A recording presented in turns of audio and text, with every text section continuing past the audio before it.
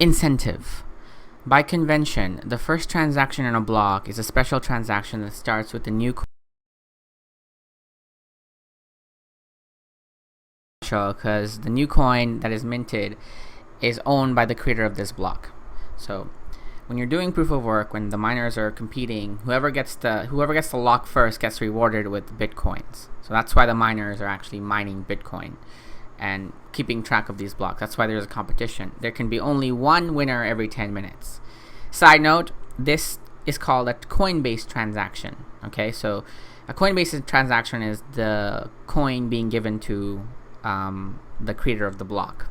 So the famous Bitcoin wallet and exchange Coinbase is named after this, I believe. Unless they somehow miraculously came to this coincidence. I think it was named after this transaction. This adds an incentive for nodes to support the network and provide a way to initially distribute coins into circulation since there is no central authority to issue them. So this gives the computers in the network a reason to support the network and gives them a way to distribute/spread the coins into circulation since there's literally no middleman issuing the coin and distributing these coins. The steady addition of a constant amount of new coins is analogous to gold miners expanding resources to add gold in circulation, or gold to circulations. So the steady amount of coins being mined or minted, it's mined, but we'll just use the word minted by the computers who mine them.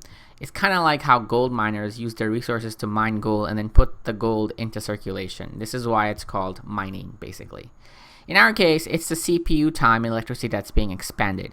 So in our case, the work is being done by the computer instead of a human person, and the resources being used is time, electricity, and computers. The incentive can also be funded with transaction fees. So to make it even more cool for computers to mine, we give them a transaction fee so they keep mining the transactions after the block reward goes to 0. So eventually, all the Bitcoins will end up being mined and the reward for mining will go to 0, the block reward. But we also add a transaction fee, so once all the sort of Bitcoin/gold has been found, people still keep doing it so they can get fees from each transaction.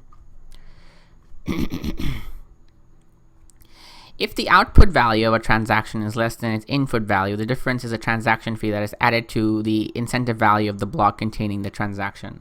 The way I see it is, if the input value is greater than the output value, the difference is a transaction fee added to the block to give to the miners, basically. Once a predetermined number of coins have entered the circulation, the incentive can transition entirely to transaction fees and be completely inflation free. So once all the gold/Bitcoin have been found and mined, the system will automatically switch to transaction fees to keep the computers that mine mining. This is completely inflation free. This is my side note, and my speculation is this may mean the value of each coin will hold over time, and so each coin will be worth valuable as time goes on. And if we've seen the chart, if you have seen the Bitcoin charts, each coin or every year the value increases over time, and the general trend is the value is increasing in a linear rate. So that's just my little side note here. The incentive may help encourage nodes to stay honest. So this incentive helps computers stay honest. It helps the computers work for the network rather than against the network, so it can earn the reward and, be generally a good computer and do its thing. If a greedy attacker is able to assemble more computer power or CPU power than all the other nodes, he would have to choose between using it to defraud people by stealing back his payments code, note that, or using it to generate new coins. So if some greedy guy assembles more computer power, he's given a choice. He can use it to steal back some of his money or mint new coins to himself. He ought to find it more profitable to play by the rules, such rules that favor him with more new coins than everyone else combined, than to undermine the system and the validity of his own wealth.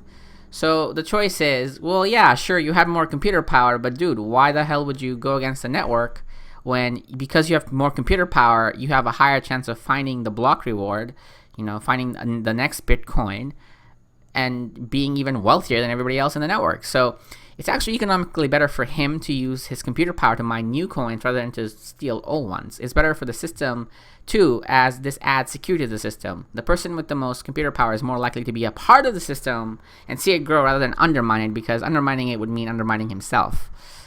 And y'all know everybody's selfish. No one wants to undermine themselves.